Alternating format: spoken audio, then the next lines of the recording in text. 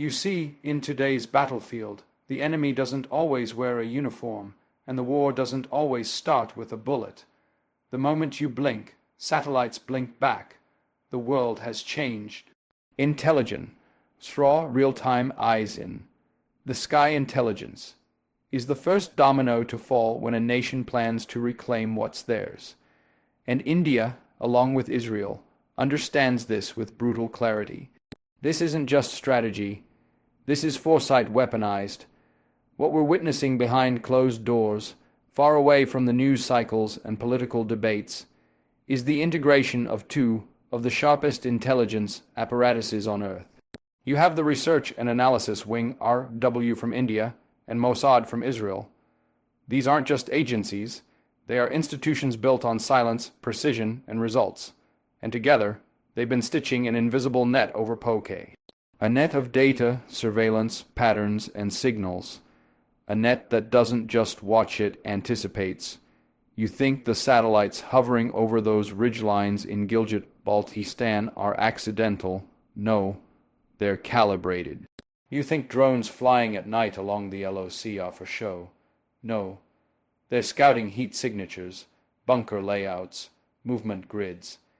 India has learned from Israel's years of counter-terror operations, how to see without being seen, how to act before the world even knows it has happened. The coordination isn't symbolic, it's operational, and it runs deep. Joint technology labs are working on AI-powered reconnaissance systems that can pick up a single rifle shift from 10,000 feet in the air. Signal jammers designed in Tel Aviv are now being tested in Leh. Facial recognition databases that once tracked Hamas operatives are now fine-tuned to identify insurgent commanders in POK. It's the same chessboard, different region, just smarter moves this time. Now, I'm not saying tanks are being rolled in tomorrow. That's not how modern warfare plays out anymore. The tanks don't move until the data says, now. Until every movement across that terrain has been mapped, double-checked, simulated 10,000 times in virtual war rooms.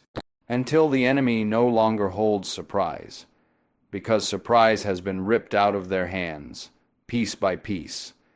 This intelligence buildup isn't just about preparation. It's deterrence. It's about letting the other side know that every whisper, every text message, every radio signal, it's all being watched. And if it comes to action, it won't be random. It'll be surgical. You cut off the head, not swing blindly. And remember, Israel's role isn't just hardware. It's mindset. They've taught India how to play the long game, how to make silence louder than gunfire, how to make presence known without being seen. It's the art of war, refined and digitized. All this points to one undeniable truth. This is not a question of if, it's a matter of when. Because when nations with memory, pride, and capability decide they're done waiting, they don't just knock on the door. They take it off the hinges. And when that moment comes, it won't start with a missile. It'll start with a signal, quiet, precise, deadly. You ever notice how the world listens to silence? How sometimes when there's no noise, no movement, that's exactly when the real work is being done. That's what's happening right now. Diplomacy on the surface.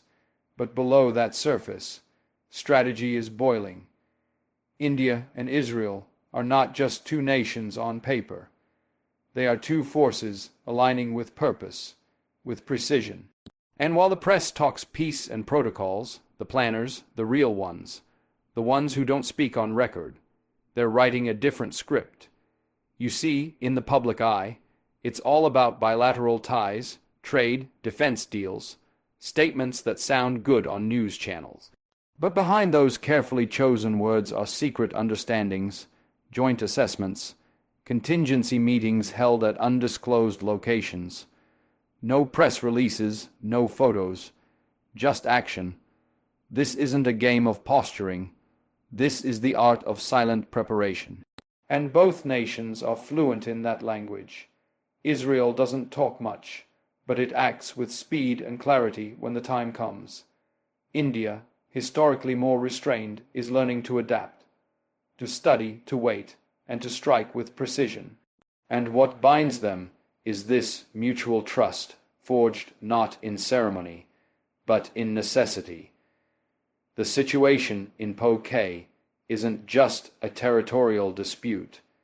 It's a question of national integrity for India. And when you have another nation, Israel, standing quietly beside you, offering intelligence, hardware, cyber capability, and psychological warfare expertise, you're not alone in the shadows. You're planning in the dark so you can act in the light. But here's where it gets surgical. This isn't about sending in armies tomorrow. This is about placement, where you put your teams, where you collect your intel, where your alliances are strongest. It's about readiness, not recklessness. India has been strategically involving Israel in high-level defense and counter-insurgency consultations. Think about that. A country halfway across the world is being given a front-row seat to understand the dynamics of the LOC, the terrain of POK, the behavior patterns of insurgent groups backed by foreign handlers. That's not just a friendship. That's a coalition, and then there's the next layer, the special forces, the elite units.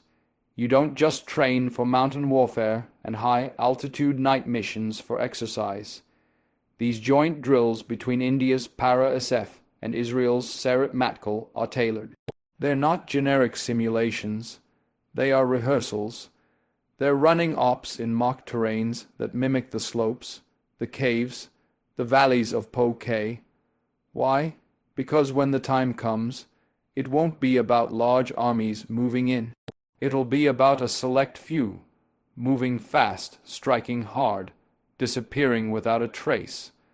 The collaboration between these two forces goes beyond traditional military exchange. It's mindset alignment. Israel brings decades of experience in hostage rescue, urban raids, cross-border operations executed within minutes and denied within hours. India brings the terrain knowledge, the political motivation, and the moral high ground of reclaiming its own. Together, they're writing a new doctrine, one that favors decisive, limited, force operations over draw, not conflict. They don't want war. They want resolution. But if war is the only path to resolution, then it'll be quick and calculated. And that's the message. This isn't about rhetoric.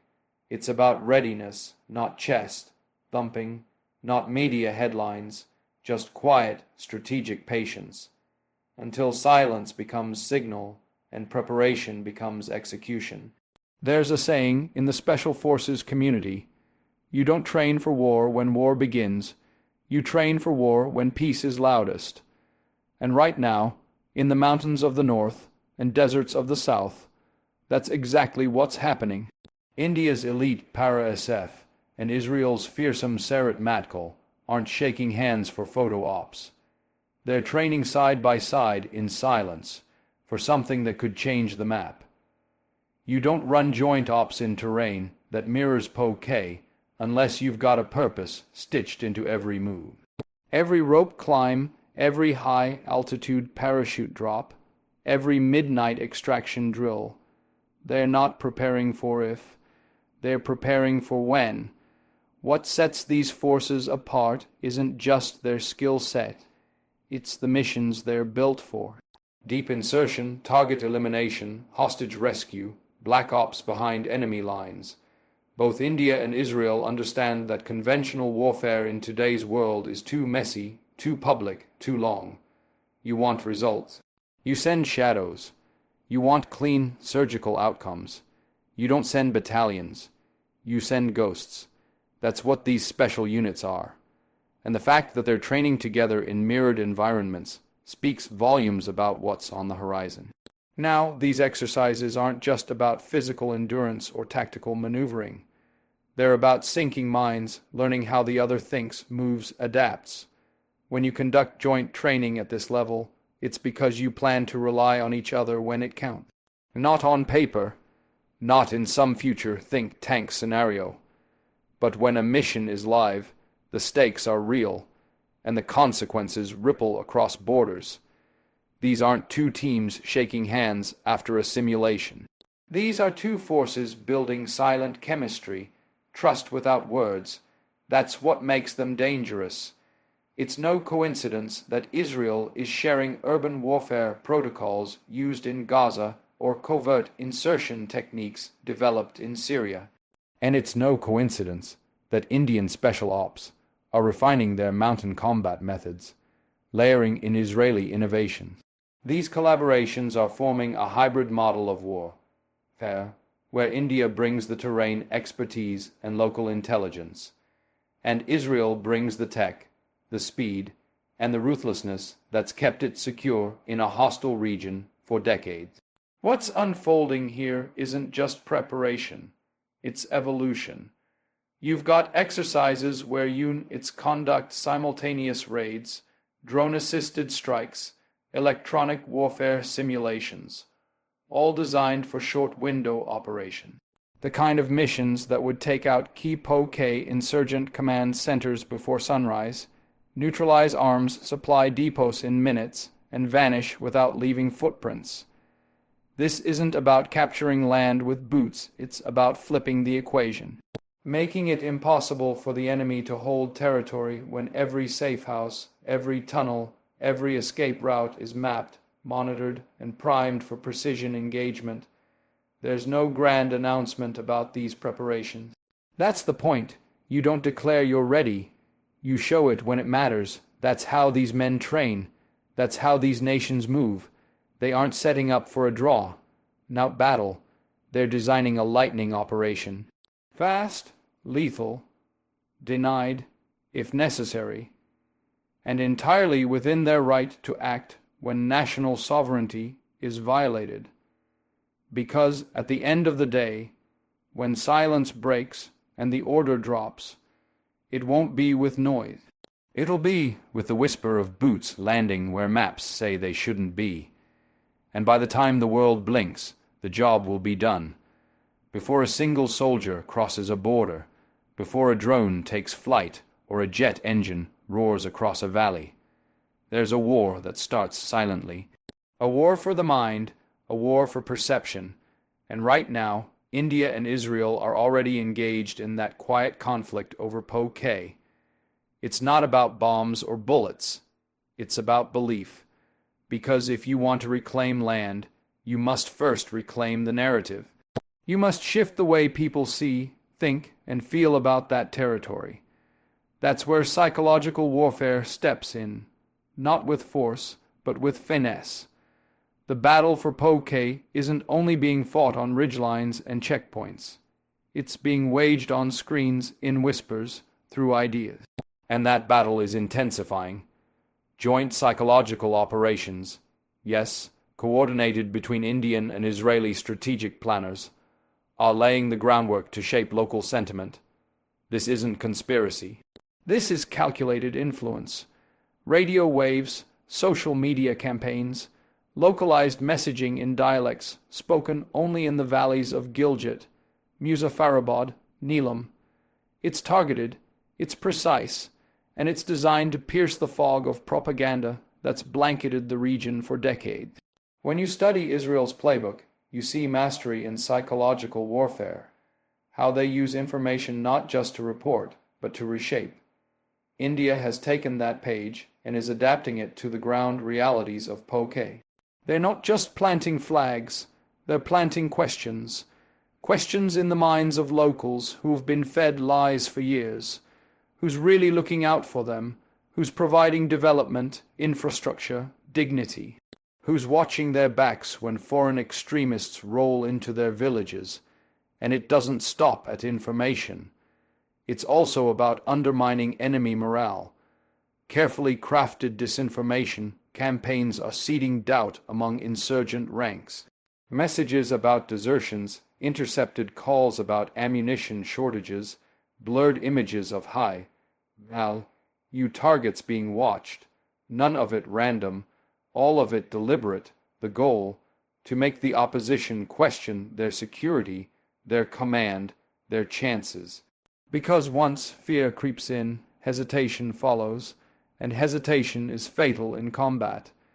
India and Israel are also aligning on cybers, ecological tools, deep fakes, AI-powered sentiment tracking, behavioral analytics. Every tweet, every video, every anonymous message in a WhatsApp group in POK is a data point. Is the local population angry? Are they hopeful? Are they shifting? These insights aren't just academic. They guide the next move. You don't bomb a building if you can turn the people inside it instead. That's the game now. Win without firing if you can. Hit the mind before the target. And remember, psychological warfare isn't about deception alone. It's also about truth, delivered with surgical timing. When evidence of human rights violations leaks out, when proof of foreign manipulation in POK is quietly made public, it's not just about exposure, it's about awakening. Giving the world, and more importantly, the people on the ground, the undeniable sense that something bigger is happening, that the status quo is cracking. This is not reckless. This is not random. This is psychological chess, not checkers. And it's being played by minds that understand that if you win the people, the land follows. If the soul of POK begins to shift, if the people themselves begin to question what's been imposed on them, then reclaiming it isn't just a military task, it becomes a moral one. And when that shift becomes strong enough, when minds have been won and loyalties begin to blur, the operation to take back what's rightfully India's won't begin with a bang, it'll begin with a whisper that's already been heard. Every great operation begins long before the first step is taken. It begins in silence, in the quiet study of movement, of terrain, of enemy behavior. And that's exactly what's unfolding now. While the world focuses on front-page headlines and noisy politics, India and Israel are doing something far more dangerous. They're watching, not in theory, in real time. With drones that hover unseen, satellites that peer through clouds, and reconnaissance flights that sweep the skies with precision. And every inch of POK is being recorded, analyzed, studied, not for curiosity, but for execution. This isn't surveillance for the sake of surveillance. This is deep tactical mapping. It's about turning mountains, valleys, and riverbeds into familiar ground. Think about it. How do you reclaim territory? Not with chaos, with clarity. You don't march in blind. You move when you know. And thanks to Israel's cutting-edge drone technologies and India's unmatched terrain experience, that knowledge is expanding every day. The ground may be foreign in name, but in data, it's already known. Every cave is catalogued, every tunnel traced, every supply line spotted, and more importantly, every weak point is now identified. Let's talk about the drones. These aren't off-the-shelf toys. These are long, endurance, high-resolution, low-detection systems capable of loitering over a target for hours without making a sound. They can read license plates from 0 feet. They can track heat signatures through rooftops, and they're feeding every byte of that data to command centers where analysts from both countries are working side by side. Israeli AI systems are helping India process this mountain of intel in minutes, not days. Patterns are being drawn, enemy routines are being mapped, timelines are being predicted. And when that data starts to form a picture, the operation writes itself. And reconnaissance isn't just aerial, it's human. Human operations are already on the ground, embedded within the noise. Locals are being quietly engaged, informants cultivated, patterns of life established, the kind of intelligence that doesn't show up on a radar, but reveals itself in conversations, in movements, in supply drops. And these human assets, backed by drone eyes and satellite support, form a net that's nearly impossible to escape. No command post, no training camp, no smuggling route is safe from this grid. You want to know the brilliance of it? It's being done without firing a shot. That's the new age of warfare. You dominate the battlefield before you even show up.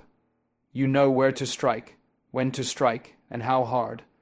This is the legacy of Israeli operations in Gaza and Lebanon, now merged with India's LOC mastery. And the result is a blueprint for surgical success. No blind invasion, no extended occupation, just swift, calculated engagement, backed by overwhelming intelligence superiority. Now, this level of preparation has another effect. It freezes the opposition. Because when the other side knows it's being watched, when it knows its secrets are no longer secrets, paranoia sets in, trust fractures, movements slow down, and that hesitation, that's the window. That's when the operation begins, not with noise, but with precision. Not with guesswork, but with certainty. This is not a build-up for war. This is positioning for resolution, with the kind of clarity that turns bold ambition into measurable reality. Because in the end, wars aren't just won by those who fight hardest. They're won by those who prepare best. When a nation moves to reclaim what was taken from it, it doesn't just fight. It builds, not just weapons and plans, but support, domestic, international, diplomatic, strategic, because even the most guided operation needs legitimacy, and that's where the final, often invisible front of this Indo-Israel collaboration comes in, shaping the global narrative, securing allies, and preparing the stage not just for action, but for acceptance. Because make no mistake, when India reclaims POK, it won't just be a military maneuver. It will be a geopolitical statement. Now look closely. India and Israel aren't moving in isolation. They're moving in coordination with broader international shifts. Behind those closed diplomatic doors and in the quiet corridors of strategic forums, groundwork is being laid. India is engaging partners in the Middle East, in Central Asia, even in Europe, building a case, brick by brick, that what's about to happen in POK is an aggression. It's restoration, it's a defensive right, and the way that narrative is built is crucial, because the world doesn't react to events. It reacts to how those events are framed. Israel knows this game better than most. They've been managing global perception for decades, facing scrutiny, building influence, surviving and thriving. They understand how to create support before the first move is made. And that experience is now being shared with India, training spokespersons, shaping narratives in foreign media, preparing counterpoints to international criticism that will inevitably follow any strategic move in POK. The plan isn't just military, it's psychological and diplomatic. It's layered. India's diplomatic missions are already shifting tone, firm, confident, unapologetic. POK is ours, they say now, not as a point of debate, but as a statement of fact. The legal claim, the historic proof, the constitutional backing, it's all being sharpened like a weapon in the information war. India is ensuring that when the day comes, it won't be seen as a rogue action, but as a long, awaited correction of history. And then there's the timing. Look around the global stage. The world is distracted. Wars, elections, shifting alliances. While global powers are consumed with internal politics and crisis management, India is quietly stabilizing its image as a responsible power, a democratic force, a peace-seeking nation forced into firm action. That contrast is not accidental. It's part of the preparation. Because when the reclaiming begins, India wants the world to be ready to accept it, not resist it. And Israel, their role isn't just tactical anymore, it's advisory. It's strategic. They've already shown India how to weather criticism, how to make bold moves and still walk into diplomatic rooms with their heads held high. They're helping India anticipate international reactions, who will oppose, who will stay silent, and who might quietly approve. Every alliance is being tested, every contingency calculated. This is the final act of any true operation, winning the peace after winning the ground, making sure that once the objective is achieved, it can't be reversed by pressure or politics. That's why India is moving methodically, with every satellite pass, every joint drill, every diplomatic visit.